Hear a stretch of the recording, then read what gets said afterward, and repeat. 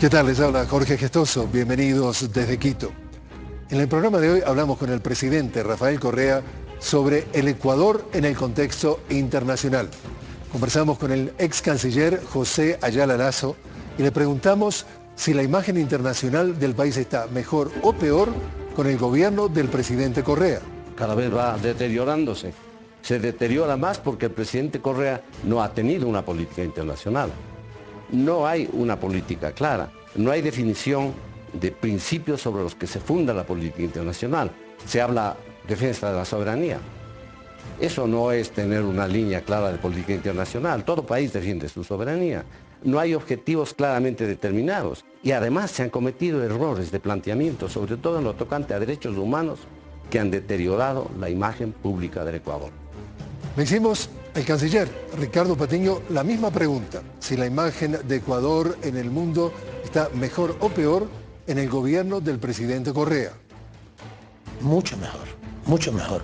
Antes el Ecuador era muy poco escuchado, la voz del Ecuador no era importante a nivel internacional. Tenemos ahora relaciones internacionales planteadas ya no desde la sumisión o desde el acomodo o desde una búsqueda de consensos a ver quién habla bonito a nivel internacional, sino de iniciativas concretas. Y por otro lado, también la imagen mejora porque el país ha mejorado sustancialmente. Luego de la Cumbre de las Américas, la unidad latinoamericana quedó más fuerte que nunca y los organismos regionales como UNASUR, con sede aquí en Quito, siguen ganando protagonismo. Le preguntamos a la secretaria general de UNASUR, María Emma Mejía, ¿a qué se asemeja esta organización? Una semejanza mucho tal vez con la Unión Europea, que es como ese modelo de integración, un bloque político poderoso, con derechas e izquierdas, no importa, pero con unos presidentes muy sólidamente comprometidos y donde vamos a integrarnos físicamente, a hacer carreteras, vamos a trabajar en defensa común, vamos a unir propósitos en materias de salud, vamos a llevar posiciones comunes, por ejemplo, a los foros internacionales económicos, vamos juntos, allá llevamos posiciones y defensas comunes. El mundo ya no es de países, el mundo es de regiones. Y eso es un poco lo que yo creo que interpreta esta unión de naciones suramericanas. En Washington hablamos con la embajadora de Ecuador ante la Casa Blanca, quien evalúa la relación de Ecuador con Estados Unidos. Si usted revisa las declaraciones del Departamento de Estado en los últimos 6 meses, yo creo que revelan ese ánimo de respeto. No necesariamente es así en el Congreso, lo tengo que reconocer.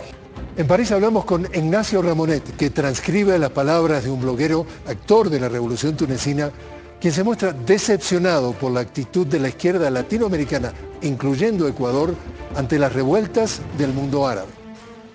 Lo que nos ha sorprendido a nosotros, que en realidad tratábamos de impulsar un movimiento social, igual que el que liberó a países como Venezuela, como Ecuador, como Bolivia, etc., hemos visto que no ha habido la mínima solidaridad por parte de esos países.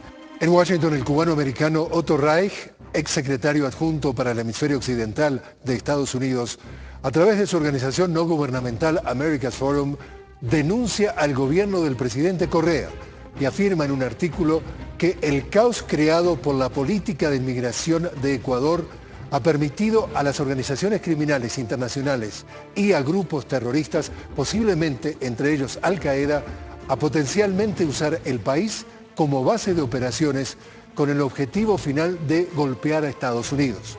También en Washington, el cubano-americano José Pertierra, abogado de inmigración, cuestiona la credibilidad de Otto Reich. Otto dirigía una oficina en el Departamento de Estado de propaganda que el Congreso de los Estados Unidos acusó de haber fabricado, falsificado información para tergiversar las noticias e influenciar indebidamente al público. No lo estoy diciendo yo, lo dijo el Congreso de los Estados Unidos. Otto tiene un largo historial de no ser muy fiel a los hechos. La relación de Ecuador con Irán ha sido y es una fuente de crítica de los sectores conservadores estadounidenses. Con fuente de agencia EFE titular, congresista de Estados Unidos teme que el uranio de Ecuador nutre programa nuclear de Irán. La congresista republicana de Estados Unidos, Ileana Ross Lehtinen, expresó hoy su temor de que Irán obtenga acceso a las reservas de uranio de Ecuador para nutrir su programa nuclear con motivo de la llegada a Quito del líder iraní. Primera vez en mi vida que me entero que Ecuador tiene uranio, señor. Así que lamento, si ha venido a buscar a ese presidente no le vamos a poder dar ni un gramo. En toda esta cúspide, digamos, de etiquetas que nos quieren atribuir, pues me tocó aclararle a la señora congresista que se entere un poquito más de la realidad ecuatoriana acerca de las perspectivas de uranio, ¿verdad? Entonces es una locura decir que Ecuador tiene uranio y que estamos listos para poder exportarlo en convenio con Irán. ¿Y qué dice la calle de cómo está la imagen del Ecuador a nivel internacional con el gobierno del presidente Rafael Correa? Está peor porque día a día hay más conflicto. Está igual. Está mejor, porque estamos haciendo ahora nuestra soberanía a nivel internacional, me parece eso excelente. Esto y más en el programa de hoy.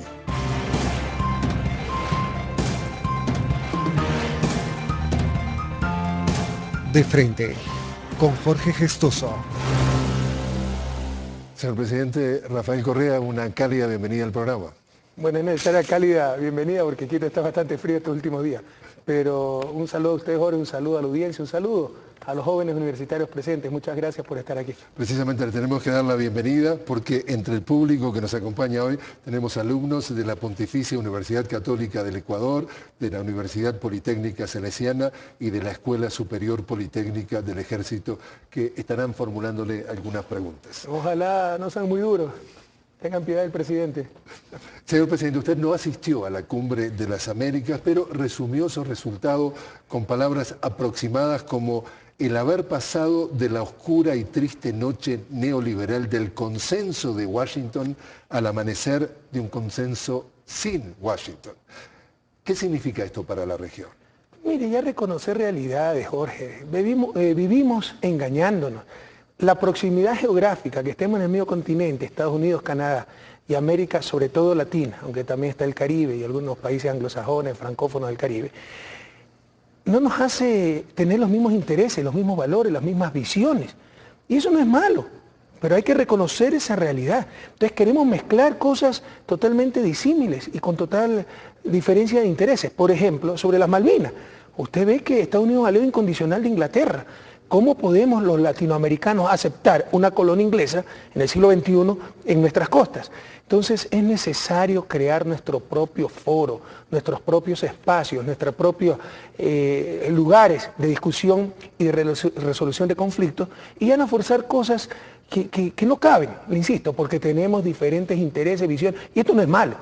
Lo malo es no querer reconocerlo. Reconozcámoslo y hablemos claramente. Usted decía que porque no estuvo, habló más fuerte que si hubiera estado.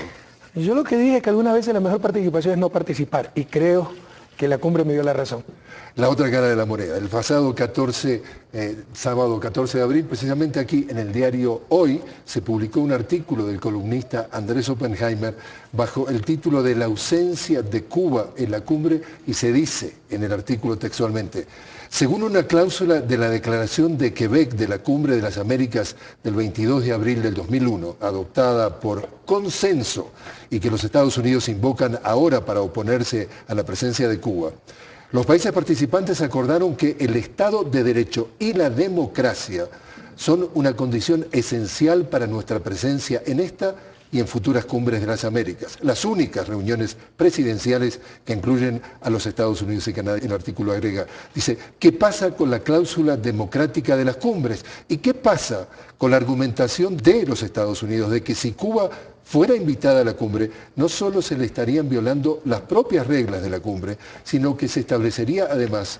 un precedente peligroso que llevaría a la erosión de los acuerdos de defensa colectiva de la democracia en la región? Entonces, señor presidente, la pregunta sería, ¿el cambio de posición de América Latina respecto al tema Cuba significa que ahora América Latina es más laxa de que haya un país que, según las denuncias, no representa la democracia y se trata de una dictadura comunista? Uno ya no sabe si reír o llorar con esa doble moral, ¿verdad? Primero, ¿quién define lo que es democracia? Ellos tienen en su mente la democracia liberal occidental y básicamente Estados Unidos. Pero si son tan defensores de la democracia, ¿por qué sus excelentes relaciones con China? Pues no acepten $1 de financiamiento de China. Además, pues, ¿qué peor violación al derecho internacional, al derecho de los pueblos, que el bloqueo criminal de medio siglo de Estados Unidos. Cuando habla Andrés Oppenheimer o como se llame, de estas cosas. El condenado por las Naciones Unidas, por la mayor cantidad, la inmensa mayoría de naciones del mundo. Entonces es una doble moral vergonzosa ya.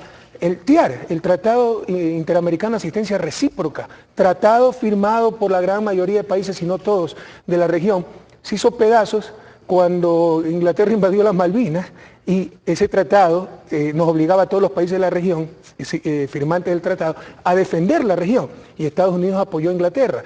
¿Dónde queda ahí, pues, todos los tratados, todas las declaraciones? Entonces, a mí sí me molesta mucho, algunas veces ya sonrío para no amargarme, pero generalmente me molesta esta doble moral. Cuando le conviene, invocan los principios de la democracia, tratados internacionales, lo que hemos firmado. Cuando no les conviene, todo eso al tacho de la basura y hacen lo que le da la gana. Ya basta de esto.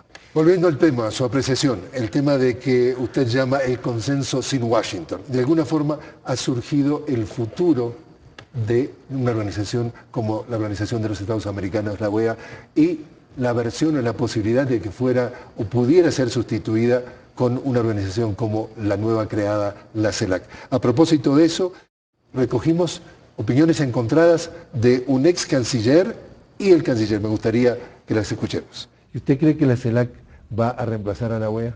Yo creo que en el futuro sí. Trabajamos duramente para que se vaya consolidando la integración sudamericana y la integración latinoamericana. Yo estoy convencido de que en el futuro, no muy lejano, CELAC va a tener la posibilidad de sustituir realmente en la historia a la OEA. Que no hay que minimizar los éxitos de la OEA. Pretender reemplazarla por un organismo que simplemente elimine la presencia de uno o dos Estados miembros de la OEA para basar en eso la efectividad de este nuevo organismo es tener una visión muy miope de las cosas. Yo creo que al Ecuador le conviene que se abra un foro de debate, de discusión solamente entre países latinoamericanos y caribeños, lo cual permitirá que haya una menor asimetría con la presencia de países como son Estados Unidos y Canadá, que forman parte del sistema interamericano. Esto no quiere decir, a mi juicio, que deba desaparecer de ninguna manera la OEA, puesto que es un foro que ya tiene una trayectoria recorrida y que tiene un enorme bagaje en cuanto a experiencias y a instituciones que pueden ser sumamente útiles. Señor presidente, ¿usted cree que la CELAC va a reemplazar a la OEA? Sí, para los países latinoamericanos. Necesitamos algo más nuestro, algo más próximo. Imagínense ir a discutir los problemas latinoamericanos, el problema de Honduras, en Washington. ¿Qué sentido tiene eso? Además, las contradicciones históricas de la OEA, no nos engañemos, la OEA ha sido un instrumento de la política internacional de los Estados Unidos. Ya le di el ejemplo del TIAR y la invasión de Inglaterra y el rol que jugó la OEA y ese tratado interamericano de asistencia recíproca, pero contradicciones insostenibles. Se expulsó a Cuba por la Revolución Cubana, pero nunca se expulsó a Chile con Pinochet. Pero también otras cosas actuales.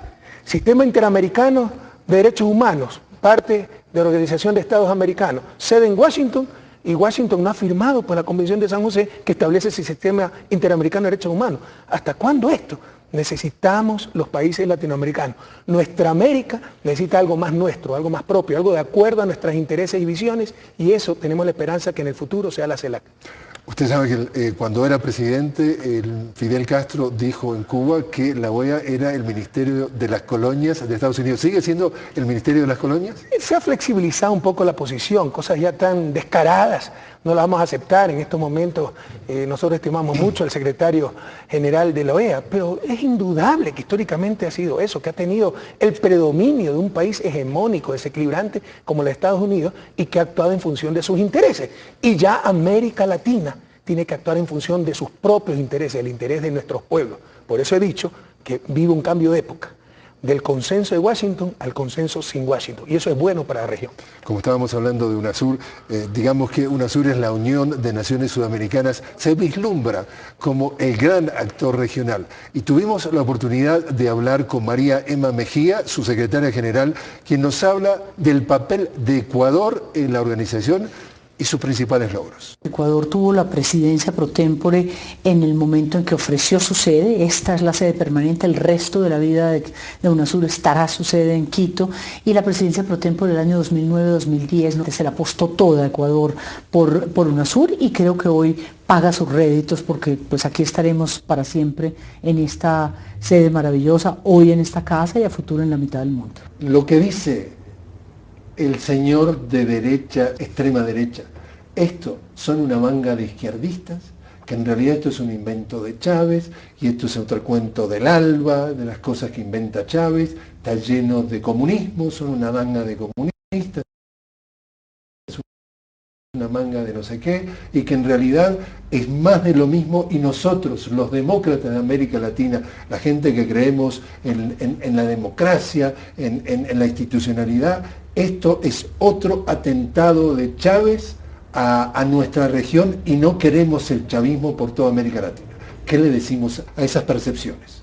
Que están totalmente equivocados. Tal vez en algún momento pudieron pensar eso, pero hoy no. Creo que los años de UNASUR, llevamos 3 años y 5 meses, uno desde la entrada en vigor, han demostrado que esto es un proyecto muy serio de integración, que es un proyecto que más allá de las ideologías, y sí que son distintas, cuando ni siquiera digo el presidente Santos hoy, pero el presidente Álvaro Uribe Vélez de Colombia, que no es propiamente un caracterizado izquierdista, firmó el Tratado Constitutivo, firmó el Consejo de Defensa Suramericano, Santos siendo ministro de Defensa. Así que yo le diría que hay una equivocación, y que ya creo que el paso del tiempo, mi propia presencia aquí, la paz política que tenemos y la búsqueda de integración real van mostrando que esto es un proceso irreversible, es un proceso ciudadano, es un proceso de una región que es una de las más poderosas hoy del mundo. Y estamos aquí para quedarnos, para los de la derecha, para los de la izquierda, y para buscar un mensaje de una Suramérica que tiene una identidad común y tiene un propósito político como región frente al mundo. Entonces, señor presidente, sin hablar del Banco del Sur, que vamos a hablar en un detalle, cuéntenos el rol que ha tenido Ecuador en UNASUR y qué puede esperar Ecuador y el ecuatoriano de esta nueva organización y su futuro. Bueno, un apoyo más, un aporte más para UNASUR, que no nos creemos ni líderes ni nada por el estilo, pero nuestra convicción, por ahí escuchaba que no tenemos principios de política internacional, no, que no les guste esos principios es otra cosa, porque hay un entreguismo, hablaba de que todo país defiende su soberanía, entonces ¿por qué aceptar una base extranjera pues en el suelo patrio, si defendíamos la soberanía? Entonces lo que pasa es que no les gusta la política, eso es otra cosa, pero tenemos principios muy claros, y uno de ellos es la integración latinoamericana, crear la patria grande, que Jorge, en el siglo XXI ya no es un deseo, ya no es un sueño, es una necesidad de supervivencia. Solo juntos podremos enfrentar exitosamente el futuro. Entonces, Ecuador es un convencido, con el gobierno de Revolución Ciudadana, de la integración latinoamericana y en este caso sudamericana. Ojalá algún día lleguemos a la integración latinoamericana, y por eso hemos apoyado decididamente la UNASUR. Entonces, ¿cuál es el rol de Ecuador? Un actor, no diría decisorio, mucho menos, pero totalmente convencido de la necesidad de integrar nuestros países. ¿Y cómo va a ayudar al ciudadano de a pie en Ecuador UNASUR, si de alguna forma lo puede ayudar o le puede cambiar la vida? Pero, por ejemplo, en el concierto internacional, juntos, actuando juntos, podemos defender mucho mejor los intereses de la región y evitar todos los abusos que ha habido históricamente. Coordinar políticas, se desperdician muchísimos recursos. María Emma ha vislumbrado algunos puntos, pero nuestra región es una región extremadamente rica, pero hay países que tienen excedente de energía, otros países que tienen déficit de energía. Y estamos planificando la interconectividad a nivel regional para que los países que tienen excedente de energía puedan suministrar energía a aquellos que tienen déficit y la región sea autosuficiente. Y cada país de la región en general, como región autosuficiente en energía. Conectividad. La nueva arquitectura financiera para que la plata no se vaya al primer mundo a financiar a los países desarrollados y nos presten esos mismos dólares a tasa de interés del 7-8% cuando nosotros estamos recibiendo de rendimiento 0.5, 1%. Que esa plata quede aquí por medio de la nueva arquitectura financiera, Banco del Sur, Fondo Regional del Sur, los mecanismos de compensación comercial, y sirvan esos recursos ya no para el primer mundo, sino para nuestro desarrollo. Precisamente María Emma Mejía nos decía, no pudimos tener el tiempo suficiente de poner parte de lo que conversamos con ella, decía, hoy por hoy Sudamérica es una potencia mundial y tiene todos los recursos que en el futuro el resto del mundo va a necesitar, el agua potable, los recursos energéticos, definitivamente los minerales, es decir, Hoy por hoy, Latinoamérica, en vista del futuro y especialmente Sudamérica, estamos mejor plantados en el concierto internacional que nunca. Sí, pero debemos plasmar de mejor manera esa integración para también tener políticas coordinadas. Por ejemplo, política de defensa. ¿Usted sabe cuánto se ahorraría en lugar de que cada país tenga su ejército, su propia política de defensa, tener una política de defensa común, un tratado de defensa a nivel regional? Se ahorrarían miles de millones de dólares en gastos de defensa. Ya estamos avanzando en ese sentido. Entonces son múltiples las ventajas de actuar coordinadamente. Unidos somos mucho más fuertes. El viejo adagio. La unión hace la fuerza. Precisamente hablábamos de que uno de los pilares de UNASUR es el Banco del Sur, pensado para, como decía el señor presidente, para reducir la vulnerabilidad de la región y aumentar las inversiones usando las reservas de los países miembros de la región. Y tuvimos la oportunidad de hablar con Fander Falconi, quien dirige la Secretaría de Planificación y profundizó sobre este tema. Temas más firmes en términos de la integración latinoamericana consiste la nueva arquitectura financiera internacional. El Banco del Sur tiene un fondo común de reservas, puede establecer proyectos que se articulen a temas de infraestructura, a temas de sustentabilidad, y ya está constituido, es decir, ya puede entrar en operación, tiene un capital suscrito, un capital operativo. ¿Cuándo empieza a operar? ¿Y qué proyectos podría estar financiando el Banco del Sur? Estrictamente hablando, ya existe el Banco del Sur, ya fue aprobado. Hay que fondearlo. La idea es lograr un capital inicial de 20.000 millones de dólares. El aporte que le corresponde a Ecuador es 400 millones de dólares. ¿Y qué proyectos va a financiar? Básicamente proyectos de desarrollo e impacto regional. Por ejemplo, la conectividad. ¿Cuánto nos falta en conectividad? ¿Qué quiere decir conectividad para...? Poder llegar de un país al otro de forma sencilla. Hace pocos días, después de la Cumbre de las Américas, me entrevistó un equipo de un canal de televisión norteamericano que estaba en Cartagena. Para llegar a Quito tuvo que ir a Miami y de Miami venir a Quito. Es más fácil ir de Quito a Bruselas que de Quito a Brasilia, pero muchísimo más fácil. Ir a Asunción es prácticamente imposible. Entonces tenemos que mejorar la conectividad si estamos hablando de integración.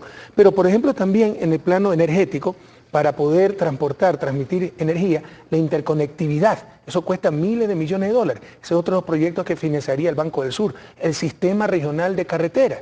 Fíjense hace cuánto tiempo Estados Unidos tiene su sistema nacional de supercarretera. América Latina todavía no tiene ni siquiera supercarretera, una carretera sencilla que una realmente a toda nuestra América. Entonces, ¿cómo podemos hablar de integración si ni siquiera nos podemos conectar, comunicar? Ahora, los ricos de América Latina son pocos, o sea, hoy por hoy, digamos, Ecuador, Venezuela, eventualmente Brasil, pero el pelotón del resto no tiene mucho que aportar al Banco del Sur, ¿o sí? Bueno, yo creo que no hay países ricos en América Latina, pero que por eso debemos ser mucho más inteligentes en manejar nuestros recursos. Y con todo respeto, no hemos sido inteligentes, hemos sido tontos, porque hemos tenido recursos. ¿Sabe cuánto tenemos en reservas en el exterior? Por lo menos unos 400.000 millones de dólares. Al exterior. Dice que para que ellos nos cuiden, donde está la crisis, donde han quebrado los bancos, para que nos cuiden nuestros dólares, nos dan 0.5% de rendimiento y después le prestamos a esos mismos países nuestros propios dólares porque el dinero no está marcado al 6-7%.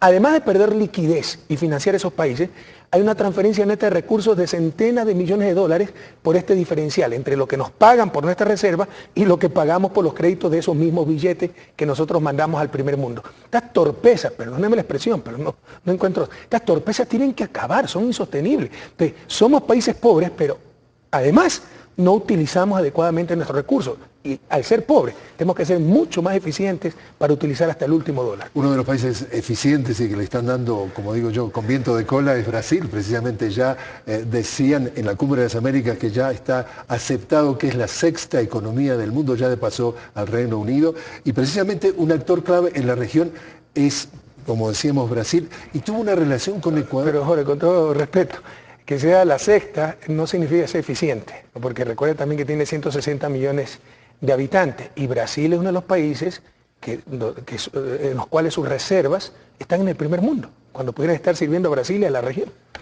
Eso entonces lo dejamos en el tema pendiente para los próximos programas. Y también le comento que tuvo relaciones en un momento tensas con Ecuador, Brasil. Y precisamente sobre las relaciones entrevistamos a dos ex cancilleres para ver sus puntos de vista de cómo las califican. El Brasil es un país emergente que se está convirtiendo, de hecho, en un líder mundial. Es este rato, ya lo quiera o no reconocer el Brasil públicamente, un líder latinoamericano. El líder latinoamericano. Va a ser un líder mundial, forma parte de pequeños grupos que conducen las relaciones no solo políticas, sino financieras, económicas en el mundo. Ese es un hecho. El Ecuador, como país vecino del Brasil, tiene que cultivar con ese país, por historia, por interés como nación, el Ecuador tiene que cultivar los mejores vínculos posibles. El proceso regional sudamericano está liderado de alguna manera por Brasil. Es indispensable que Ecuador fortalezca esas relaciones y me temo que hasta el momento no se percibe un fortalecimiento de esas reuniones. Hay que estar conscientes de que ni el presidente Correa ha ido a Brasil ni la presidenta Rousseff ha venido al Ecuador. Y a propósito de eso, entonces la pregunta es ¿cómo evalúa las relaciones con Brasil? ¿Y cuándo viene o va usted a Brasil o viene la de visita de la presidenta Rousseff? Creo que Francisco Carrillo está desinformado. Yo hice una visita de Estado a Brasil, me dieron las mayores deferencias, la mayor estimación con Lula. Estamos preparando la visita de Estado de Dilma al Ecuador. ¿Cuándo? Las relaciones probablemente junio, julio. Estas cosas siempre están sujetas a imprevistos. Pero las relaciones con Brasil están en un extraordinario momento. Y sepamos leer, y los jóvenes que están aquí sepan leer el lenguaje de la diplomacia tradicional del señor Ayala Lasso, que lo presentan como ex canciller, pero hay que decir las cosas por su nombre. O sea, es miembro del Cauce Democrático, un grupo de opositores radicales al régimen, que están llamando a la extrema izquierda, a la extrema derecha, no para sacar adelante el país, no para presentar un programa de gobierno, para ver si vencen a Correa de la Revolución Ciudadana en las próximas elecciones. Ex canciller. Sí, de la dictadura, por si acaso, y supo eso, ¿no? Fue ex y de Fabián, y de la dictadura, y de Fabián Alarcón, uno de los presidentes más nefastos que ha tenido este país, inconstitucional también. Fue una dictadura eso, porque se lo nombró presidente interino y no existe aquella figura en la Constitución. Entonces, todas esas cosas es prohibido olvidar, no hay que olvidar. Bueno, en su lenguaje diplomático, ¿no? Que está haciendo Brasil un líder regional y mundial, consecuencia tenemos que mejorar las relaciones, significa, como el otro está siendo poderoso, vamos a marcar tarjeta y a presentarnos y a someternos. Eso no lo vamos a hacer nunca. Las relaciones con Brasil, independientemente de su liderazgo o no, regional o mundial, las vamos a fomentar, las vamos a apreciar muchísimo por ser un país latinoamericano históricamente muy cercano al Ecuador, por el cariño al pueblo brasileño, porque formamos parte de nuestra América y no porque sea o no poderoso. Pero cuénteme cómo evalúa esa relación de Ecuador. Está en un excelente momento, ¿eh? Las relaciones bilaterales gozan de una extraordinaria salud. Hablábamos precisamente hace unos minutos del ALBA, usted mencionaba el sistema, el llamado Sucre, y precisamente sobre el Sucre recogimos en Quito y en Washington también opiniones encontradas. Lo que ocurre es que las buenas relaciones no deben obedecer a coincidencias ideológicas, o no deben obedecer solo a coincidencias ideológicas. ¿Cuál es el resultado concreto de la presencia de Venezuela, de los muchísimos acuerdos suscritos entre el Ecuador y Venezuela en el Ecuador? ¿Cuál es la consecuencia? Muy poca. En cambio, lo que estamos observando es posiciones comunes en lo tocante a la creación de la ALBA, una imaginativa idea que no conduce a ninguna parte. Creo que el Sucre es un aporte bien importante de Ecuador en la región. Ya hay 4 países, Ecuador, Venezuela, Bolivia y Cuba, que forman parte de este sistema y creo que pues están incrementando las transacciones con este sistema de esta moderna disculpa de cambio y es importante para lograr pues una mejor integración de las economías, tomando en cuenta las asimetrías y también quedándose más autónomos del dólar. Y estamos planteando que puede ser un mecanismo adicional, no solo para los países que son propiamente del ALBA, sino a nivel latinoamericano. Ya existe un mecanismo de compensación que no es exactamente igual en el contexto de la LADI. Podemos plantear el Sucre también para que en el intercambio entre el resto de países, por ejemplo entre los sudamericanos, se pueda utilizar este mecanismo de pago. ¿Cree que entonces el Sucre va a ir ganando terreno? Sí, pero primeramente una captación, ¿no? Hay gente que no sabe lo que habla realmente, ¿no? Que nosotros tenemos relaciones en base a coincidencias ideológicas. Por supuesto, la coincidencia ideológica acerca a gobiernos y países, pero no es cierto. Acabo de venir de un viaje oficial a Turquía. ¿Qué coincidencia ideológica tenemos con el gobierno de Turquía? Abrimos una embajada en Qatar. ¿Qué coincidencia ideológica tenemos con el gobierno de Qatar? Hay gente que habla tontería en base a discursos preestablecidos, estereotipos que tienen mentales, etc. No hay que ser muy objetivos en estas cosas. En todo caso, el Sucre tiene poderosas raíces técnicas, es algo que vimos hacer hace mucho tiempo, es algo que hace Argentina y Brasil. Fíjese lo riesgoso y torpe nuevamente que es tener nuestros intercambios de una moneda extranjera. Traspasamos riqueza al país dueño de esa moneda, es lo que se llama el señoriaje en economía, porque es un término que viene de la época feudal. Cuando el señor feudal emitía dinero, con su sello decía, esto es el medio de cambio, esta es la moneda, y por eso ganaba dinero. Le pongo un ejemplo. Supónganse que Ecuador le venda a Venezuela una silla que vale $10 y comerciemos en dólares. Solo por emitir $10, es como que si Estados Unidos, que es el emisor del dólar, se nos está cogiendo una silla, se nos está cogiendo riqueza. Ese es el ingreso por señoriaje. Además de la vulnerabilidad, comerciamos en dólares, que no es una moneda nuestra. ¿Por qué seguir en esas barbaridades, en esa ineficiencia, en esas torpezas? ¿Qué es el Sistema Único de Compensación Regional, el Sucre? Hacemos los intercambios electrónicamente. Venezuela nos vende 150 millones, ojalá pronto sea toda América Latina. Nosotros le vendemos 100 millones. En vez de utilizar 250 millones en moneda extranjera, solo le damos a Venezuela los 50 millones de saldo. Con ello ellos pagan a sus exportadores y nosotros acá pagamos a los nuestros. Y se minimiza la necesidad de dólares. Y pronto, ojalá, tengamos una moneda regional, una moneda nuestra, y no tengamos que utilizar el dólar. Es un principio económico impecable, que no se ha hecho antes tan solo por la falta de decisión, de coordinación, porque lo podemos generalizar mañana. Y de hecho está creciendo mucho.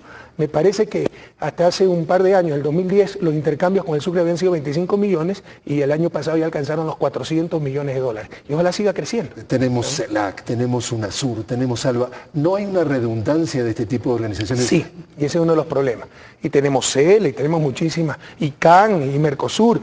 Entonces debemos ser conscientes y ser objetivos, mirar hacia el futuro, no tener estos romanticismos, estos afectos que tal vez nos anclan al pasado, que el universo integracionista y la visión integracionista ha cambiado.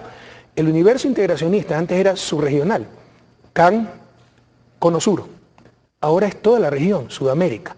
Y el concepto de integración, sobre todo Mercosur, que nació en plena larga y triste noche neoliberal, tenía una visión muy mercantil, era hacer un libre comercio entre los países miembros. La CAN, que nació en la década de los 60, todavía con la sustitución de importaciones, y tenía más planificación, coordinación, aunque luego también se mercantilizó y cayó en las manos del neoliberalismo, la visión neoliberal. Entonces, ahora tenemos UNASUR, el nuevo universo integracionista, toda la región, ya no subregiones, y una visión, lo que hemos llamado la integración integral.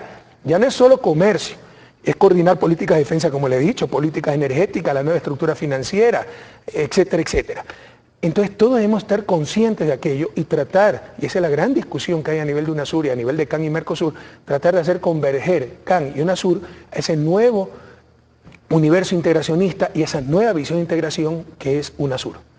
Como usted sabe, uno de los giros más dramáticos en las relaciones entre países de Latinoamérica se dio entre Ecuador y Colombia, luego del ataque militar colombiano a una base de las FARC en la localidad de Angostura, ubicada en territorio ecuatoriano. Un incidente que provocó la ruptura de relaciones diplomáticas entre ambos países y que de alguna forma marcó un antes y un después en la política internacional de Ecuador.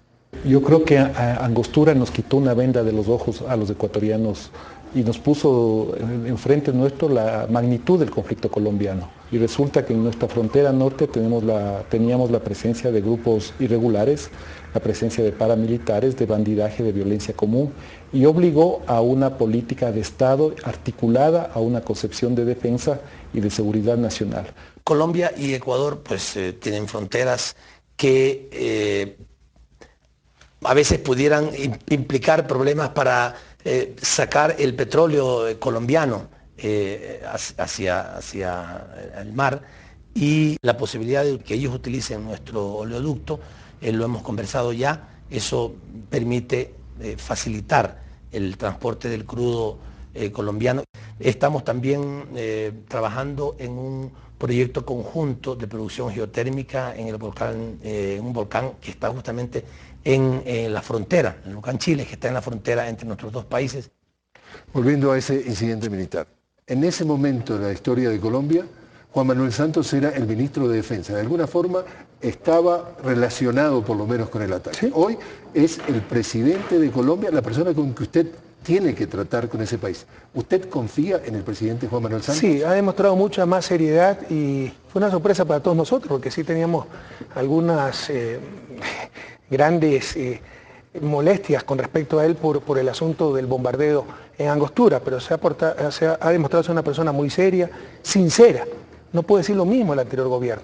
Yo coincido con lo que dice Fander Falconi, secretario nacional de Planificación, que el ataque a Angostura nos quitó una venda en los ojos. No sobre el conflicto colombiano, que siempre hemos conocido, que existe, y el peligro para Colombia y para Ecuador, y por eso tenemos miles de hombres en la frontera norte, nos cuesta más de 100 millones de dólares anuales cuidar esa frontera. Teníamos 13 destacamentos, ya tenemos como 18 destacamentos, militares, policías, equipos, etc. No sobre eso, sino sobre el gobierno que teníamos allá, que para ganar unos réditos políticos no dudó en meternos esa puñalada por la espalda sabiendo que siempre habíamos colaborado en la lucha contra los grupos irregulares, bombardeó y después de bombardear rompiendo todo el derecho internacional, el derecho interamericano, después de haber traicionado a un país hermano como Ecuador, haber ultrajado su territorio, emprendió una campaña internacional para hacernos poco menos que cómplices de la FARC. Gracias a Dios creo que las cosas se han aclarado totalmente y con el presidente Santos pues las relaciones, pese a que con el presidente Uribe se inició este proceso de restablecimiento de las relaciones, que iba de tumbo en tumbo. Llegábamos a acuerdos y al día siguiente los desbarataba. Fueron como 3 reuniones para restablecer relaciones y fue muy difícil lograrlo con el presidente Uribe. Con el presidente Santos pues las relaciones bilaterales se han restablecido al 100% de manera formal.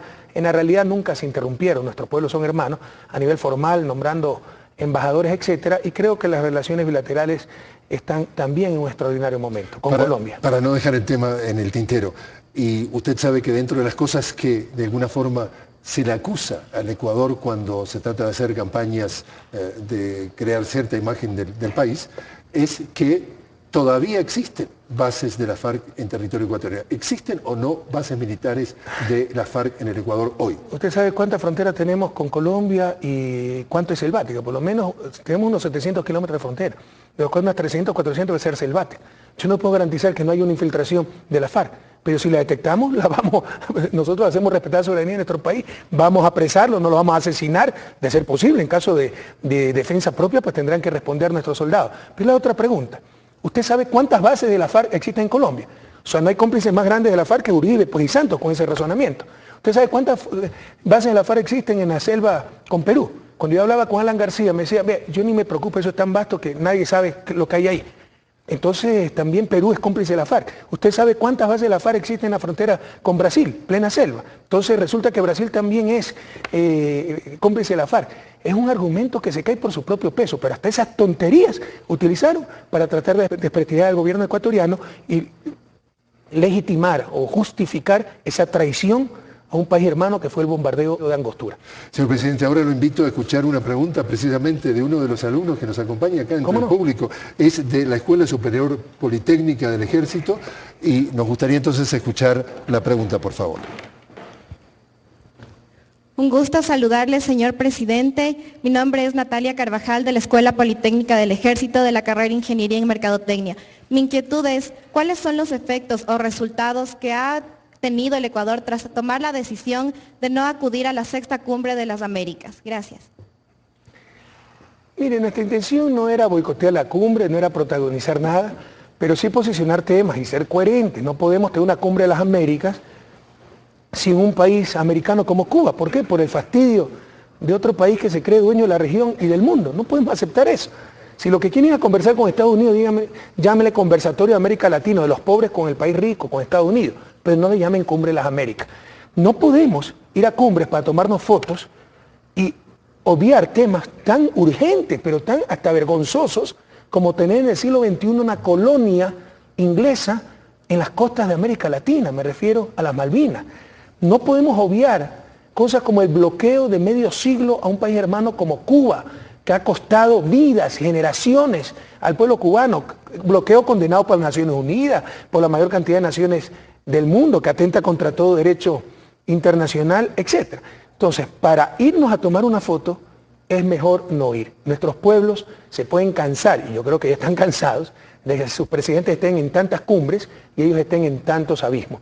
Y yo creo, sin pretender protagonizar nada, sin haber pretendido jamás que la cumbre fracase, que ha sido la mejor participación del Ecuador, porque todos los temas que posicionó Ecuador se trataron en esa cumbre. Y se llegó a un consenso, por si acaso, pero el consenso sin Washington. Y hubo poder de veto y no se pudo hacer una declaración final. Y antes de irnos a la pausa, le quiero preguntar, ¿va a haber nuevas cumbres de las Américas? ¿O esta fue la última? Mientras yo sea presidente y Cuba no sea invitada, yo no participaré en ninguna otra cumbre. Señor presidente, ahora sí lo invito a hacer una pausa y cuando regresemos a hablar, por ejemplo, del estado de las relaciones de Ecuador con Estados Unidos.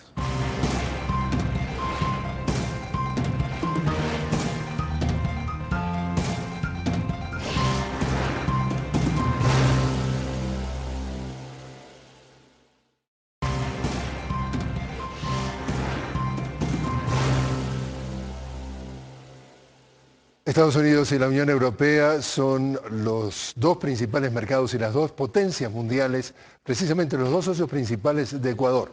Y la embajadora de Ecuador ante la Casa Blanca, Natalie Selly, el ex canciller José Ayala Lazo y el viceministro de Comercio Exterior Francisco Rivadeneira hablan de las relaciones diplomáticas y las evalúan, también las relaciones comerciales de ambos bloques. Creo que en esta administración ha existido un cierto interés de profundizar las relaciones, como lo muestra, por ejemplo, la visita del subsecretario Valenzuela y de la secretaria Clinton en su momento a Ecuador. Si usted revisa las declaraciones del Departamento de Estado en los últimos 6 meses, yo creo que revelan ese ánimo de respeto. No necesariamente es así en el Congreso, lo tengo que reconocer. Un tratado comercial con los Estados Unidos nos es absolutamente indispensable. Yo creo que es totalmente realista pensar que podamos llegar a un acuerdo que cumpla con lo que quiere y lo que desea el Ecuador con la Unión Europea, inclusive en el proceso de este año. Con Estados Unidos es más complejo, además usted sabe perfectamente que este es un año electoral, hay otras prioridades, la política del presidente Obama y de los demócratas ha estado centrado más en la problemática interna, les ha costado mucho lograr la aprobación del Congreso norteamericano de los tratados de libre comercio de Corea y Colombia. No existe lo que antes se llamaba el Fast Track, ahora Trade Authority, por parte del Congreso americano al Ejecutivo para negociar nuevos acuerdos. Entonces, por más que nosotros inclusive planteáramos de una manera proactiva, que queremos hacerlo una vez que tengamos ya al embajador norteamericano aquí en el Ecuador, podemos plantearles la firma de un acuerdo de comercio para el desarrollo, que es lo que estamos planteando nosotros al mundo. Podemos plantearlo a los Estados Unidos, el asunto es saber si ellos están dispuestos a negociar eso. Si escuchamos lo que nos dice la embajadora Selly y lo que nos dice precisamente el viceministro Rivadeneira, aparentemente la posibilidad de hacer un acuerdo comercial con Estados Unidos va más lento que las negociaciones con Europa. ¿Cómo van entonces las relaciones comerciales con estos dos bloques, los más importantes del mundo? Muy bien, pero aquí hay una frase cliché que por repetidas ya se convirtieron en verdad histórica. Un tratado de libre comercio con Estados Unidos es absolutamente indispensable. ¿Por qué? ¿Me pueden decir por qué? ¿Usted sabe cuánto significa la TPA? 50, 60 millones de dólares. Si nos llegaran a quitar la TPA y nuestros exportadores tendrán que considerar ese escenario, porque no vamos a claudicar ni someter el país, ni hipotecar el país para que nos destinan a TPA o cualquier cosa. ¿Qué es eso, señor presidente? Repítanos para la gente. Las preferencias arancelarias para ciertos productos de la región andina como compensación por los recursos que utilizamos en la lucha contra las drogas. Esto fue impuesto por Clinton, pero pronto se convirtió en un instrumento de chantaje. Si se portan mal, le quitamos la TPA. No podemos continuar así ad eterno. Eso significa 50, 60 millones. El país tiene capacidad para compensar a nuestros exportadores de alguna manera y que puedan seguir siendo competitivos. Pero se dice que es la última Coca-Cola del desierto, el TLC con Estados Unidos, que me lo demuestre. Si fuera cierto y fuera la fórmula del desarrollo, ya México sería desarrollado. Si el NAFTA tiene casi 20 años y está al lado de Estados Unidos. Entonces, por favor, ya superemos eso simplismo, eso no es verdad. Y un mal acuerdo comercial puede destruir a los países, puede destruir grandes sectores de economía, como pasó en México con los pequeños agricultores. Entonces, tenga la seguridad del pueblo ecuatoriano y el pueblo latinoamericano que sabemos lo que hacemos. Creemos en el comercio, porque el comercio es justo. Pero el bobo aperturismo puede quebrar nuestros países. Comentábamos en el programa anterior que conversábamos los dos, que precisamente a propósito de del Tratado de Libre Comercio, lo que le llaman en inglés NAFTA, 2.500.000 trabajadores agrícolas mexicanos quedaron sin trabajo por 55.000 millones de dólares de subsidio de Estados Unidos entre 1995 y el 2005. ¿Se lo podría contar a Ayala Lazo, por favor? Entonces, para que hable cosas que conozca. Y entonces la pregunta es, ¿cómo evalúa, cómo están las relaciones con estos dos bloques, con Estados Unidos y con la Unión Europea comerciales? Son otras nuevas teorías. Si no firmo un tratado de libre comercio con Estados Unidos, no tengo buenas relaciones con Estados Unidos. Si no firmo mañana un tratado de libre comercio con Europa, no tengo buenas relaciones con Europa. Superemos esas tonterías, que además es mercantilizar las relaciones bilaterales. Y las relaciones entre países y entre regiones van mucho más allá que lo mercantil y comercial. Hay la cooperación, hay la coincidencia de políticas internacionales, la defensa de la democracia, la defensa de derechos humanos, la defensa de los derechos de nuestros migrantes en esos países. Pero hay gente que solo tiene en la cabeza estado de pérdidas y ganancias en base a cuánto vendemos y cuánto compramos.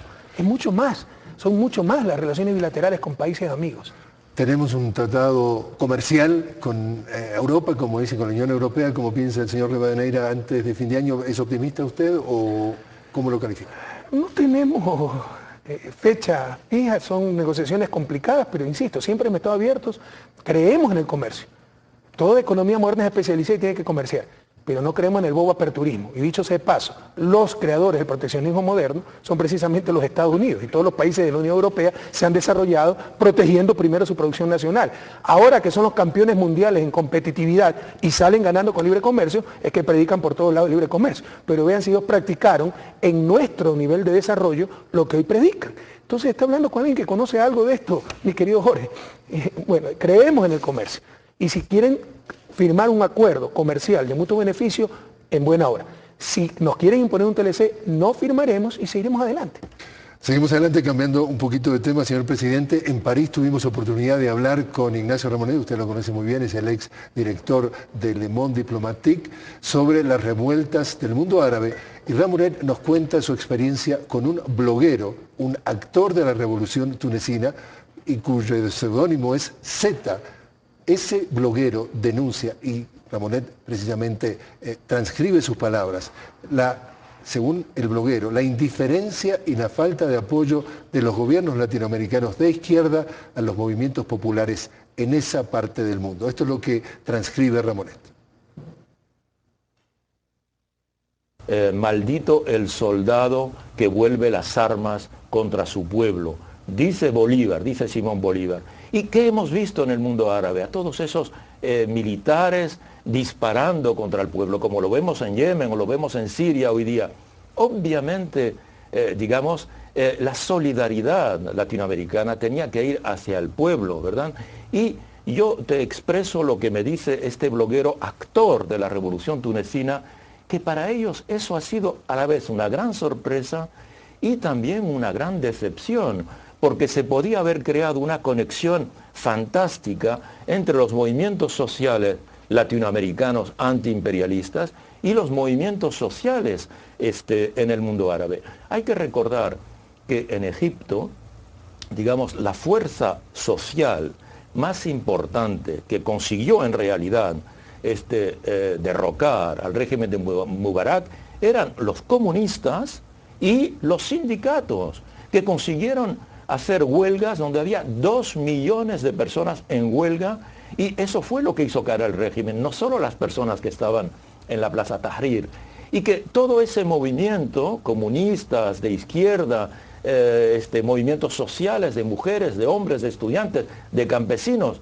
estaban esperando que, el área más progresista del mundo hoy día, que se encuentra en América Latina, expresara su solidaridad con ese movimiento. Y no hubo esa solidaridad. ¿Hubo solidaridad o no hubo solidaridad? Creo que sí, pero acogemos la crítica. Probablemente nos faltó mucho más compromiso. Hay atenuantes, hay explicaciones, ¿no? Son regiones que han estado muy lejanas. Nosotros no teníamos una sola embajada en el Medio Oriente y teníamos una en el norte de África, precisamente en Egipto.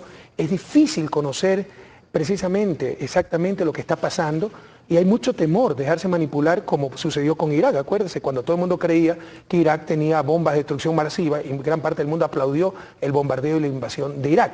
Entonces hay escepticismo frente a ciertos procesos por la manipulación que puede haber de la información. Si hemos cometido un error, además no nos sobreestimen, ¿no? Créanme que ya no nos avanzamos más luchando dentro del país, luchando a nivel regional, pero de acuerdo, o sea, tenemos que expresar nuestra solidaridad con todos los movimientos de liberación a nivel mundial, y si nos faltó hacer más en la primavera árabe, como se ha llamado, pues pedimos disculpas y tomaremos los correctivos del caso. Sin embargo, sí creo que hay que separar casos. El caso de Túnez, que fue un cambio pacífico, el cambio de Egipto, que fue casi pacífico, con Libia y lo que sucede en Siria. Y ahí sí pues somos muy escépticos. En Libia, que pocos meses antes había visitado Gaddafi Francia, y fue Francia después la que lideró la invasión a Libia, de repente 4 tipos por ahí lo declararon rebeldes y a bombardear el gobierno libio. O sea, ¿qué nos garantiza que mañana los 4 que se reúnen cada jueves en la Avenida de los Chiles aquí en Quito, los declaren los rebeldes, a mí me declaren dictador, armen a los rebeldes, bombardeen al dictador y cambie todo en Ecuador? Entonces hay que ser muy cauto con esto, sin que signifique cobardía o falta de comprometimiento, pero hay que ser muy cauto porque ya ha habido manipulación. Nosotros somos partidarios de todos los cambios que cumplan con 2 condiciones y una tercera deseable, porque es difícil hablar de esto en el mundo árabe. Primero, que sea una solución que respete los derechos humanos. Segundo, que respete la soberanía de esos países. Y tercero, de ser posible, que sea una solución democrática. Seguimos para adelante en otra parte del mundo, Asia, la región de mayor crecimiento y población en el mundo, y hemos escuchado del ex canciller y del viceministro de Comercio diferentes apreciaciones de la importancia que le da el gobierno del presidente Correa a su relación con esta región del mundo. En el campo comercial nos hemos olvidado, por ejemplo, de que existe una cuenca del Pacífico que es el punto focal que va a ser el originador de las más grandes tendencias comerciales del siglo XXI. Acabo de regresar de un viaje bastante largo, pero para cumplir una agenda extremadamente importante para el país. El Ecuador tiene un interés muy particular en diversificar sus mercados y definitivamente una de las regiones del mundo que nos interesa de manera particular es esa región del Asia, tanto el noreste asiático como el sudeste asiático, y dentro de esa región de manera específica el mercado de Corea del Sur, la China, Japón, entre otros, ¿no?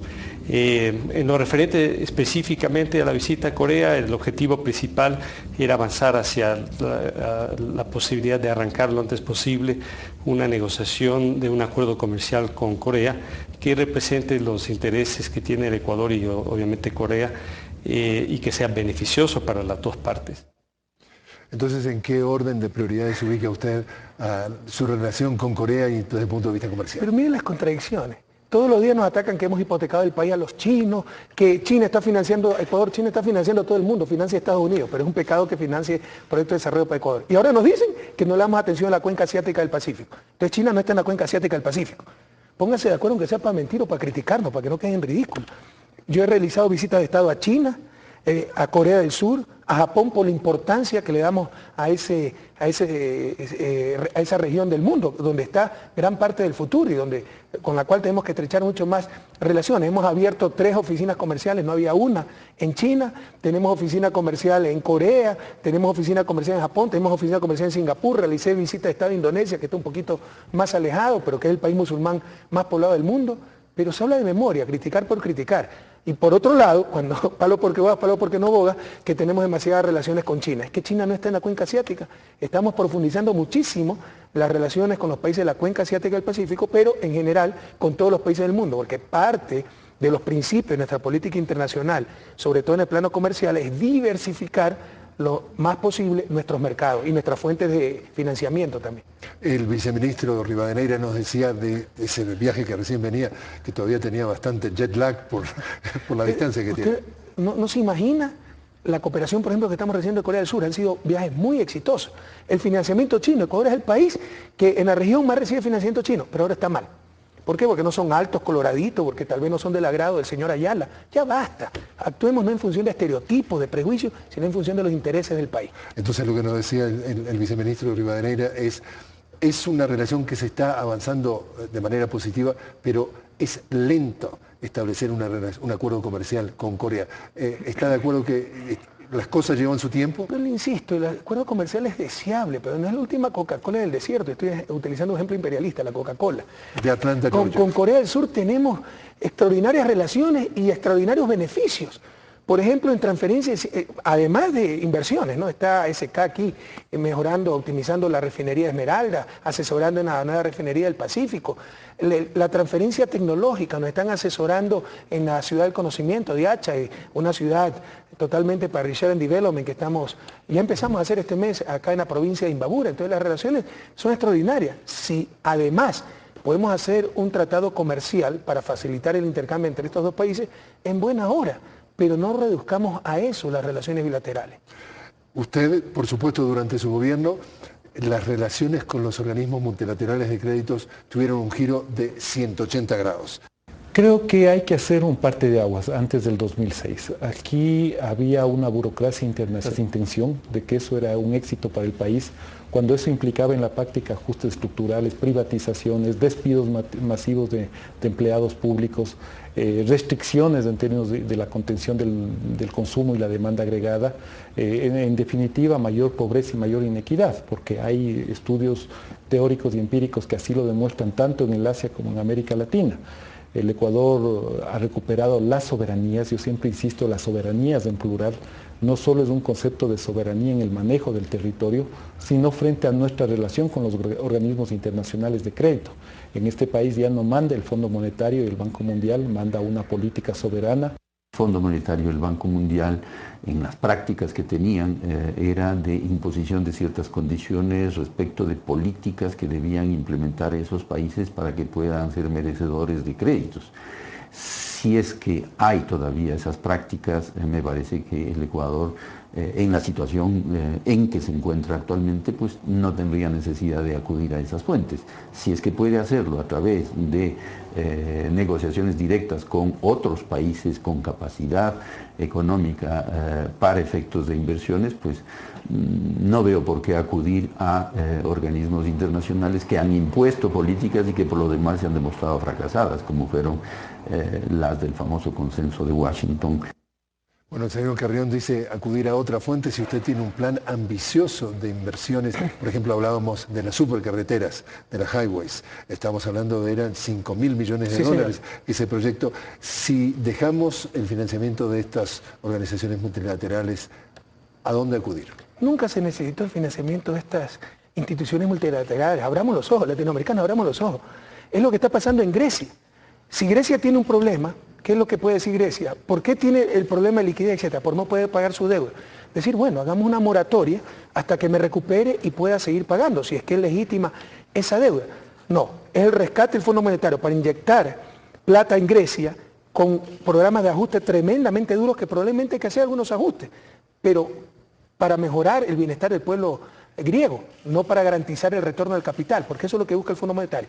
Inyecta dólares que no van al pueblo griego, sino con los programas de ajuste lo único que hacen es transferirse y garantizar el pago de esa deuda. Eso era todo. Siempre Ecuador y América Latina, hasta en las épocas más críticas, inicio de los 80, pudo decir no pago la deuda y no necesitaba recurrir a estos organismos. Pero como había que garantizar la deuda, sobre todo con los bancos comerciales, esto sucedió, no sabemos de memoria lo que está sucediendo en Grecia, porque sucedió en América Latina, sobre todo a inicios de los 80, vengan a darnos su ayuda, entre comillas, con todas las restricciones y sus condicionamientos para garantizar que entran por un lado los dólares del Fondo Monetario y el Banco Mundial al país y por otro lado salen a pagar la deuda a los bancos privados o a los acreedores privados que tienen tenedores de bonos. No nos engañemos, nunca se necesitó. América Latina tenía su propia capacidad de ahorro para seguir adelante. Lo que no tenía en momentos determinados era capacidad para pagar una deuda. Pero se puede decir, no pagamos, hasta aquí no más. Pero si usted analiza las políticas económicas impuestas por estos organismos durante décadas, todo era en función del capital y sobre todo del capital financiero. Entonces, gracias a Dios las cosas van bastante bien en Ecuador. Hemos manejado, modestia aparte, de forma adecuada la economía. Tenemos capacidad de ahorro, tenemos el coeficiente inversión PIB más alto de la región. Eso podría ser riesgoso si estuviera aumentando el coeficiente de deuda PIB, es decir, nos estuviéramos endeudando para invertir y eso es pan para hoy, hambre para mañana. Pero el coeficiente de deuda PIB, por el contrario, es de los más bajos de la historia. Quiere decir entonces que estamos generando nosotros mismos excedentes y inversiones rentables que se recuperan rápido.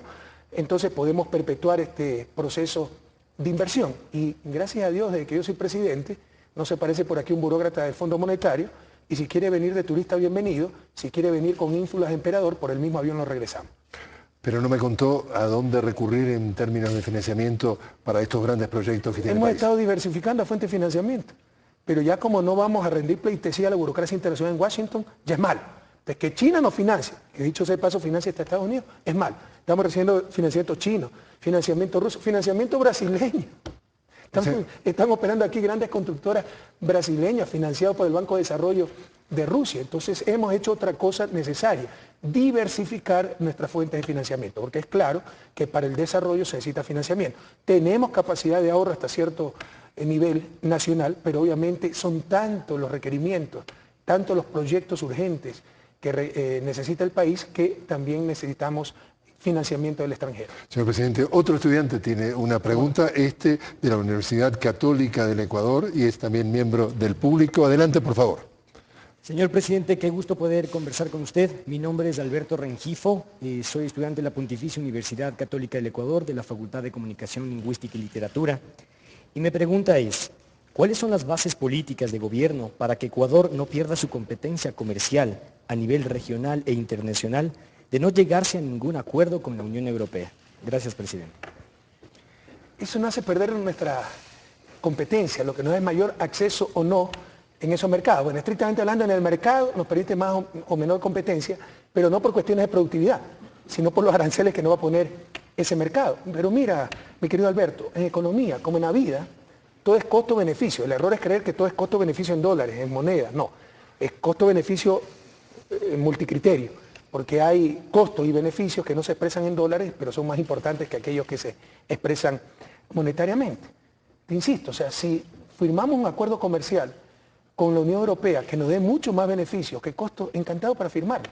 Pero si vamos a firmar un TLC con el cual nos pueden invadir de productos extranjeros, subsidiados, porque la Unión Europea también subsidia su sector agrícola como lo subsidia Estados Unidos, y vamos a mandar al desempleo, como sucede en México, 2,5 millones de pequeños agricultores, no lo firmamos nunca.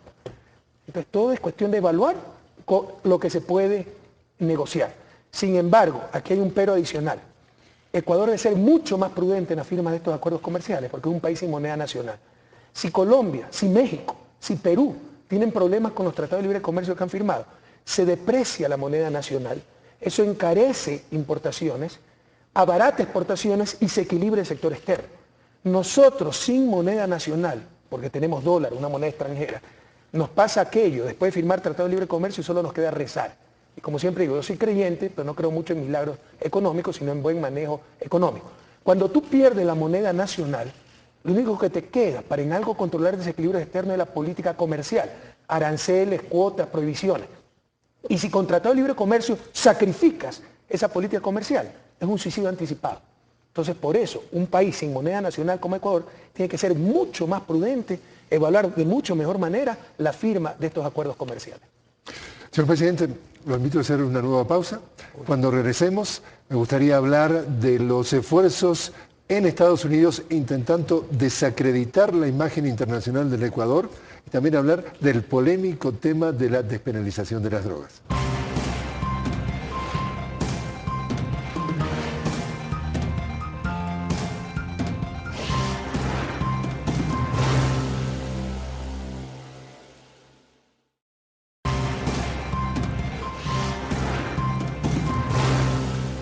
Seguimos conversando con el señor presidente Rafael Correa de Ecuador y señor presidente, le pedimos en nuestra cuenta de Twitter que nos enviaran algunos mensajes, le pedimos la misma pregunta que le hicimos también, usted verá, a parte de la audiencia, le dijimos, con el gobierno del presidente Correa, la imagen de Ecuador, la imagen internacional, ¿está mejor o peor?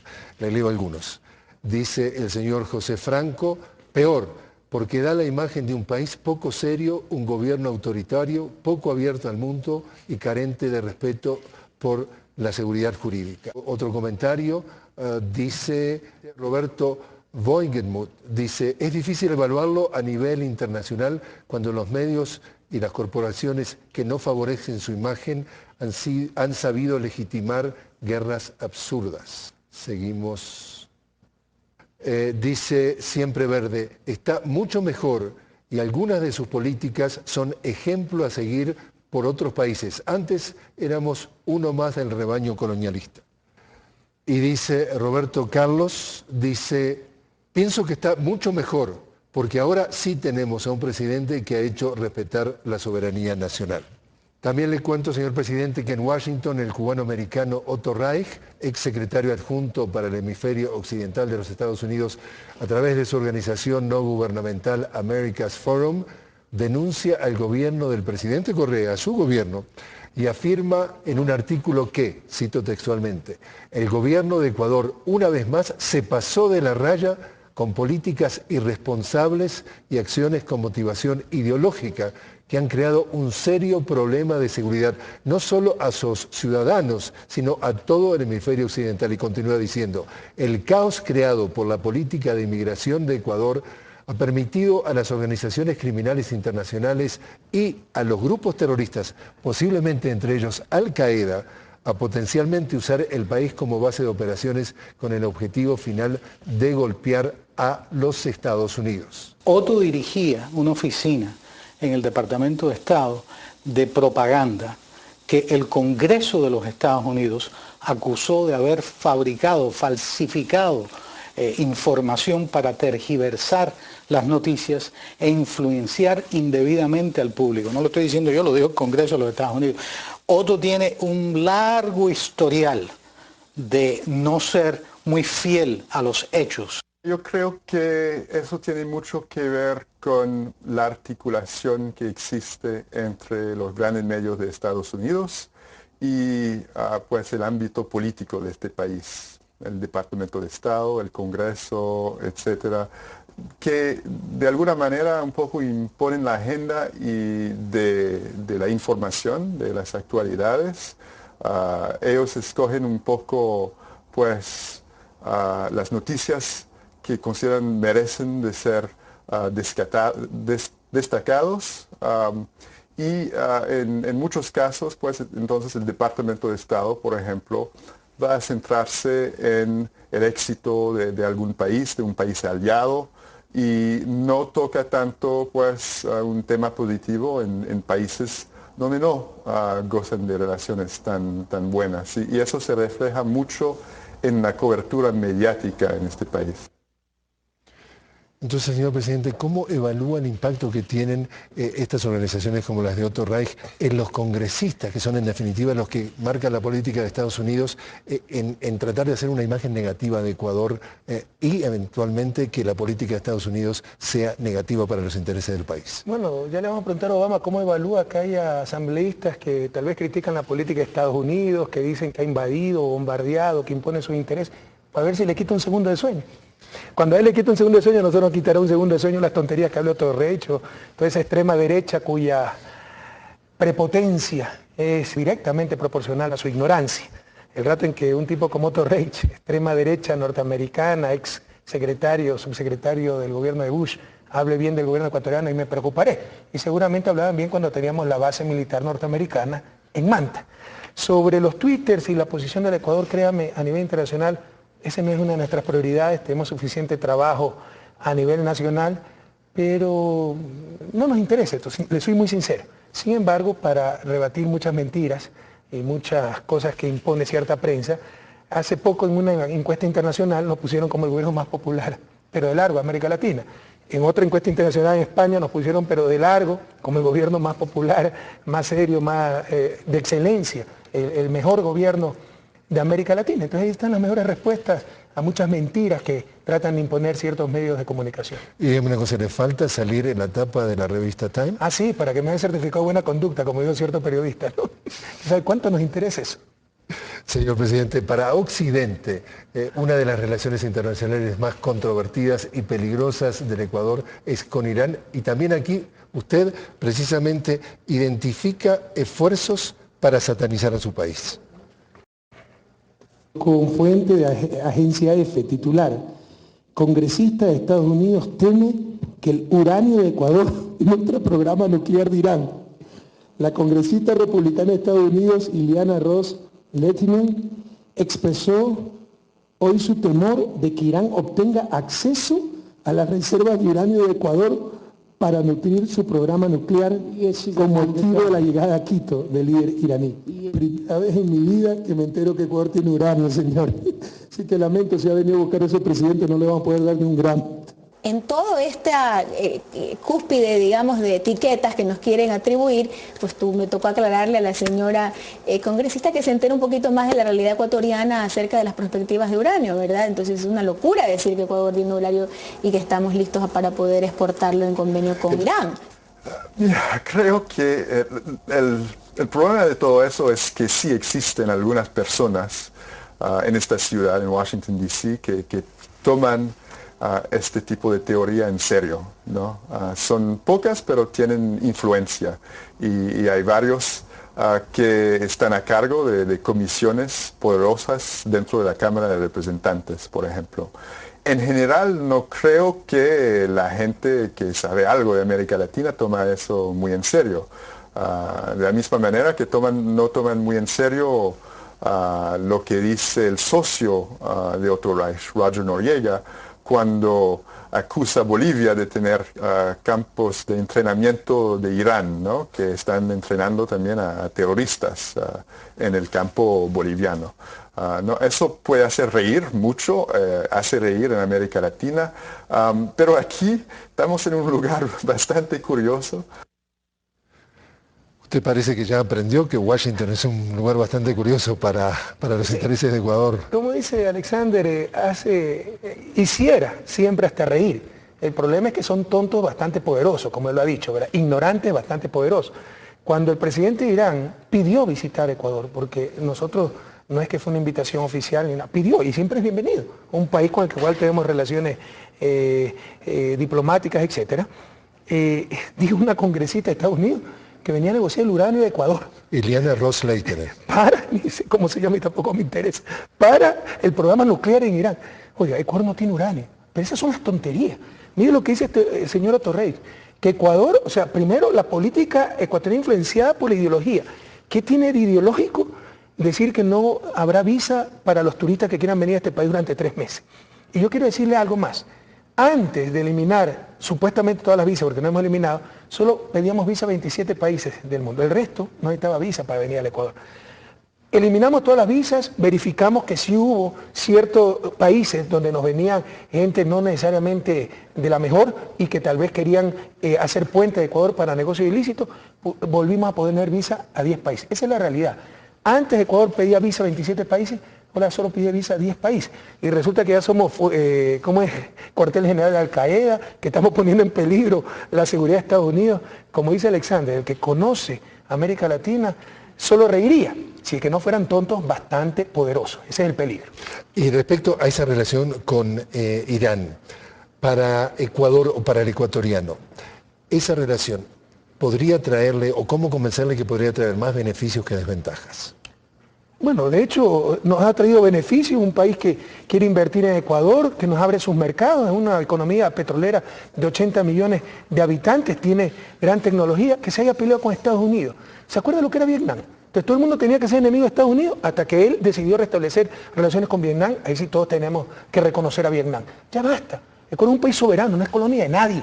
No le vamos a pedir permiso a nadie para establecer las relaciones soberanas, dignas, de mutuo respeto con los países que queremos. Cambiamos de página. Y el presidente de Guatemala, Otto Pérez Molina, precisamente puso en el tapete en la reciente cumbre de las Américas el tema de la despenalización de las drogas. Un flagelo que cada vez toca más a toda nuestra región latinoamericana. El Ecuador dejó de ser exclusivamente un país de tránsito y bodegaje. Hoy día, gracias a la dolarización, también es de lavado. Producto del Plan Colombia también se está procesando, y en tercer lugar, por esta condición estratégica de su localización, se ha convertido en un lugar fundamental para la exportación de narcóticos hacia los Estados Unidos por el Pacífico y hacia el Brasil, hacia Europa y África, por la zona, por los cauces fluviales de la Amazonía. Tanto el expresidente Fox ha sido quien ha planteado, o otros economistas que son más bien ortodoxos en términos económicos, como el propio Milton Friedman, que lo planteó en algún momento, pasando por otras posturas mucho más progresistas que ven al problema de las drogas como un problema de salud pública y que el momento que está ilegalizada su tráfico, su producción, su consumo, lo que se hace es generar un conjunto de articulaciones mafiosas alrededor de los negocios de droga que con la despenalización permitirían destrabar estas redes de tráfico de mafias y lograr establecer problemas o ubicarle como un problema de salud pública. ¿El presidente Correa está a favor de la despenalización de la droga? Hay que cambiar radicalmente la estrategia en la lucha antidroga. Lo que describe Fernando es uno de los, él es un analista muy objetivo, pero es uno de los argumentos para atacar este gobierno, que nosotros somos muy permisivos con el tráfico de drogas. Por favor, con todo respeto a Colombia y Perú, estamos en medio de los dos mayores productores de droga del mundo. Ecuador no tiene una hectárea de droga porque hemos sido muy exitosos, controlamos todo nuestro territorio. Pero es un flagelo internacional. Miren lo que está pasando en México, en la propia Colombia, con los miles de millones que anualmente le dan los Estados Unidos. Y aquí también hay una doble moral. A los gobiernos los expulgan hasta la última cuenta de su presupuesto, etcétera. Pero por ejemplo tenemos una serie de ONG, fundaciones, que nadie sabe de dónde viene su financiamiento. Entonces tenemos que tener controles mucho más estrictos. Hay el sigilo bancario en los paraísos fiscales. ¿Por qué no se hace nada contra eso? Donde ahí también hay lavado y hay plata de muy cuestionable origen. Porque, por ejemplo, vaya a ver los paraísos fiscales en América, son ex colonias inglesas, parte todavía del Commonwealth. Entonces ahí no hay que meterse, hay que bombardear nada más a los países latinoamericanos donde los pequeños campesinos muchas veces producen droga. Hay que cambiar radicalmente la estrategia en la lucha contra la droga. Me alegro que haya presidente y expresidente de la región que empiecen a hablar frontalmente, valientemente de este problema y siguiendo el ejemplo de los propios Estados Unidos. Si ya tenemos un precedente, el alcohol es una droga, de baja intensidad, pero es droga. Recuerde que se hizo en los, me parece 1918, por esas épocas, una enmienda constitucional para prohibir el alcohol en Estados Unidos, la producción y consumo de alcohol, que tuvieron que derogar años después, la única enmienda que se ha derogado, porque lo que generó esta prohibición fue mafias, fue enriquecimiento ilícito, fue violencia, fue falta de control, alcohol de mala calidad, no pagaba impuestos, etcétera, y con el pragmatismo de los norteamericanos ha sido la única enmienda de la Constitución de Estados Unidos derogada. El problema que estamos viendo actualmente de droga es exactamente análogo, con una diferencia. Los productores de alcohol eran también norteamericanos y se mataban entre ellos. Acá los productores de droga son latinoamericanos, entonces hay que bombardearlos nomás. Si repasamos un poquito lo que dice Alex Mann, él dice, estas organizaciones como America's Forum, que sistemáticamente mandan estos mensajes, por ejemplo, de que Ecuador, en el tema de las fronteras, etcétera, etcétera, él dice, hay, por ejemplo, 2 colonias de exiliados dentro de los Estados Unidos, que es la colonia de los cubanos en Miami y la colonia de los exiliados venezolanos también en Miami, en donde activamente tratan de influir en el Congreso de los Estados Unidos, en la política de los Estados Unidos, gente que ha salido de sus países, grandes problemas filosóficos con gobiernos de izquierda, en donde activamente tratan de influir la política de los Estados Unidos en relación a esos países. Y él dice, lo que está faltando es que el resto, digamos, de América Latina trate de hacer algo para contrarrestar. Eso llevado al tema de la droga. En grandes números, en grandes pantallazos, Estados Unidos, el 5% de la población mundial consume el 50% de la cocaína del mundo. Y nosotros en América Latina permanentemente lo que hacemos es defendernos, que somos los malos de la película, los indios que envenenan a sus hijos en los Estados Unidos. Y la pregunta entonces, señor presidente, es ¿por qué no somos más activos y denunciamos masivamente esa parte del cuento? Cuando dice, por ejemplo, que este es un tema de responsabilidad compartida, allí viene nuestro el famoso escritor uruguayo Galeano y dice, sí, es responsabilidad compartida, nosotros ponemos los muertos y ellos ponen las narices. ¿Por qué no somos más activos para poner más presión sobre criticar y denunciar el consumo, que es la base de todo esto, y no tener que andar defendiéndonos de que si matamos este campo de cultivo, en el Chapare o donde fuera? Pero Jorge, es evidente, por el temor, por el miedo, pues. Eran los imperios que decían, este tema no se trata, era tema tabú. Por eso se está viviendo un cambio de época en América Latina, para que hasta alguien no tan iluminado como Fox y totalmente sumiso a los norteamericanos empiece a cuestionar estas cosas. O sea, se está viviendo un cambio de época, pero también eran los intereses en Estados Unidos. Como dice Galeano, nosotros ponemos los muertos y en las narices, y hasta por ahí algunas altas autoridades del gobierno de Estados Unidos, algunas pusieron las narices. Entonces hay muchos intereses. ¿Quiénes les venden las armas? Pues a las bandas de narcotraficantes mexicanas, por eso tanta violencia. Los Estados Unidos, ¿por qué nos prohíben? Pues como parte de la lucha contra el narcotráfico, la venta de armas. Hay poderosos intereses corporativos, económicos y por supuesto también hábitos de hacedores de política de Estados Unidos que hacen que bombardeen a los productores pero no hagan nada con respecto al consumo. Por eso hay que cambiar la estrategia frente al consumo y también frente a la total ilegalización de las drogas. Permítame hacer un comentario con respecto a este American Forum, Dr. Reich y toda esta fundación. Esa es la nueva estrategia de la derecha que ha perdido en las urnas para querer seguir imponiendo política pública. Hace estas fundaciones que se supone que son independientes, fin tan académicos, y son del más bajo nivel, absolutamente sesgadas, etcétera, para tratar, insisto, de indisponer a ciertas regiones con los hacedores de política en Estados Unidos y sin ganar elecciones, hacer política pública. Eso atenta a la democracia. Debemos estar muy conscientes de ello y poner un límite a estas cosas, porque sucede también en Ecuador. De repente se hace una organización por ahí financiada por los propios medios de comunicación, Fundamedios, y la que nos quiere dictar la política comunicacional. Que ganen primero en las urnas si quieren imponer su política. Dentro de lo que dice Alex Main, que nos decía, que estuvimos conversando con él, nos decía que él veía que hay una relación entre los grupos de nuestros países latinoamericanos con esos grupos en Estados Unidos para fomentar esos mensajes negativos contra... Pero por supuesto, no solo eso. Hay fundaciones de extrema derecha que financian grupos aquí para desestabilizar nuestro gobierno. Hay fundaciones creadas por Reagan, Endowment for Democracy, que financian incluso organizaciones indígenas para hacer la oposición al gobierno ecuatoriano y en Bolivia y en Venezuela. Es la nueva estrategia de la derecha.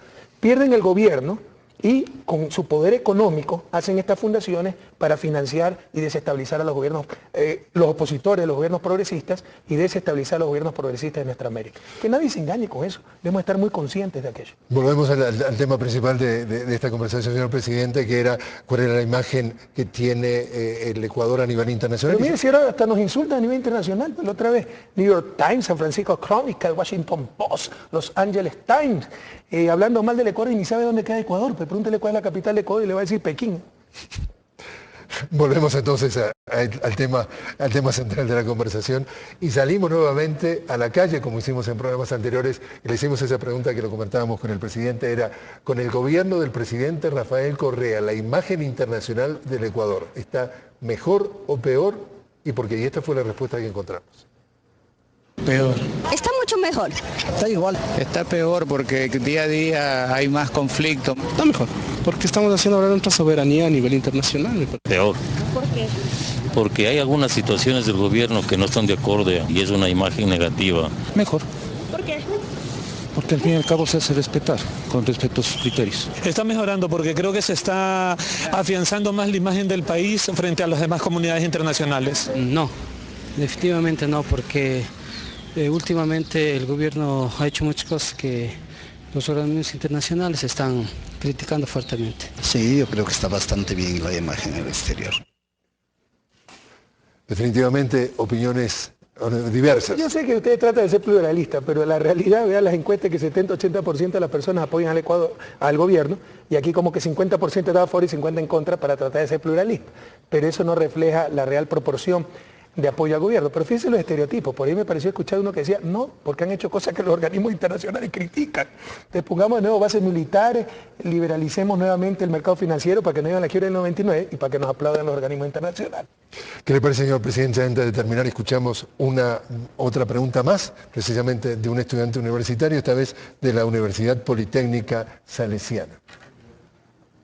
Señor presidente, reciba un cordial saludo de Yura Serrano, estudiante y presidente de la Asociación de Escuela de la Universidad Politécnica Salesiana. ¿Cuál era tu nombre, perdón? Yura Serrano. ¿Yura? Sí. Yura. Presidente, tratando de entender, siempre referente al tema lucha contra el narcotráfico, tratando de entender un poco el contexto internacional, remitiéndonos a dos sucesos en particular. Una, la poca incidencia de la Cumbre de las Américas en una agenda concreta de lucha precisamente contra el narcotráfico. Y por otro, sus declaraciones en la gira que realizó Europa, en España, en otro medio, referentes a cuál es la propuesta concreta de nuestro gobierno, del gobierno del Ecuador, frente a este tema, las políticas y las acciones precisas en cuanto a la lucha contra el narcotráfico, considerando siempre que las propuestas, las alternativas, siempre en crítica al sistema, vienen de nuestro continente. Las alternativas, ¿cuáles serían? Lo que hemos estado discutiendo, Yura, y un abrazo a la Politécnica Salesiana, que se necesita un cambio en la estrategia, ha sido un fracaso. ¿Cuántos muertos, cuántos costos no ha originado esta estrategia equivocada en la lucha contra el narcotráfico? Pero era un tema tabú. De hecho, se lo discutía en Estados Unidos, pero era prohibido que lo discutan latinoamericanos. Por eso yo creo que es un buen signo de los tiempos que hayan perdido ese miedo ciertos presidentes, expresidentes, y hablar claramente del tema, sobre el cual te insisto, existen antecedentes. El alcohol es una droga de baja intensidad. Se prohibió en Estados Unidos el uso de esa droga, el alcohol, el consumo. Enmienda constitucional.